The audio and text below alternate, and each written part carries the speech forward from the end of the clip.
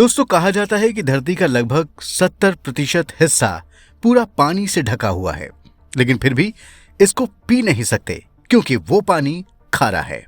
अगर आप समुद्र का पानी पीकर चेक करेंगे तो नमकीन लगेगा, लेकिन क्या आपने कभी सोचा है कि क्यों समुद्र का पानी खारा है? इसके पीछे क्या रहस्य है? किस श्राप के कारण समुद्र का पानी खारा हो गया था? आइए जानते हैं इस वीडियो में कि आखिर किसने दिया था समुद्र देव को श्राप। दोस्तों, समुद्र के पानी के खारा होने का वैज्ञानिक कारण चाहे जो भी हो, लेकिन अगर पुराणों की कथाओं को देखा जाए तो समुद्र के पानी के खारा होने की वजह माता पार्वती का दिया श्राप ही बताया जाता है। पौराणिक कथा के अनुसार समुद्र का भी धार्मिक महत्व बताया गया है। समुद्र मंथन के अलावा समुद्र का जल खारा होने के पीछे भी कुछ रहस्य है। दरअसल पौराणिक कथाओं की माने तो पहले समुद्र का पानी दूध की तरह सफेद और मीठा था, लेकिन अब समुद्र का पानी ऐसा बिल्कुल नहीं है, बल्कि इसका उल्टा है। जितना मीठा था उतना ही नमकीन है। न ही समुद्र का पानी कोई पी सकता है।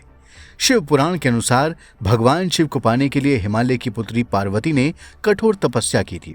माता पार्वती सुंदरता की हद से भी अधिक सुंदर, बुद्धिमान और निर्भीक थीं। बड़े होने पर माता पार्वती ने भगवान शिव को पति के रूप में पाने के लिए घोर तपस्या की। माता की तपस्या के तेज से तीनों लोग भयभीत हो उठे। जब सभी देवता इस समस्या का हल करने के लिए इधर उधर मदद की गुहार लगा रहे थे, तब समुद्र देवता माता पार्वती के स्वरूप पर मोहित हो गए और समुद्र देव उनकी तपस्या खत्म होने का इंतजार करने लगे। जब माता पार्वती की तपस्या पूरी हो गई तो समुद्र ने अपना परिचय देते हुए कहा, हे देवी, मैं समुद्र हूं। आपका सौंदर्य और रूप लावण्य तीनों लोकों में अद्भुत है। आप अद्वितीय सुंदरी हैं।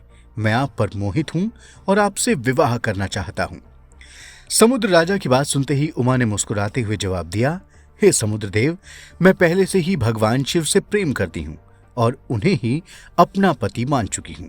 माता पार्वती की बात सुनकर समुद्र देव क्रोधित हो गए और भोलेनाथ को भला बुरा कहने लगे। उन्होंने भगवान शंकर को नीचा दिखाते हुए कहा, उस भस्मधारी आदिवासी में ऐसा क्या है जो मुझ में नहीं है?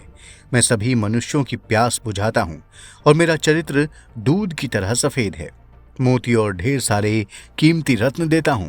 देवी, आप वन पर्वत में भटकने वाले के साथ अपना जीवन कैसे बिताएंगी? वो तो शमशानवासी है, धूनी रमाता है, भस्म लपेटता है। उसके पास है क्या? हे उमा, मुझसे विवाह के लिए हामी भर दो और समुद्र की रानी बन जाओ। समुद्रदेव द्वारा महादेव का अपमान माता पार्वती बिल्कुल सहन न कर सकी, जिसके बाद माता गुस्से से लाल हो गईं और समुद्र को श्राप दे दिया। हे समुद्र, तुमने अपनी जिस विशालता और अपने पानी का बखान किया है वो उत्तम है, लेकिन तुमने मेरे मन मंदिर के देवता का अपमान कर आज अपनी सीमा लांघ दी है। इसलिए मैं तुम्हें श्राप देती हूं कि आज के बाद तुम्हारा पानी आजीवन खारा ही रहेगा।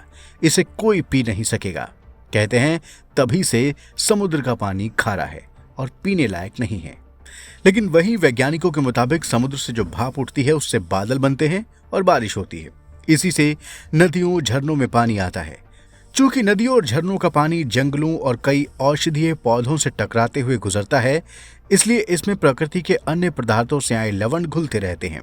हालांकि उनकी मात्रा काफी कम होती है, इसलिए हमें नदियों और झरनों का पानी मीठा ही लगता है।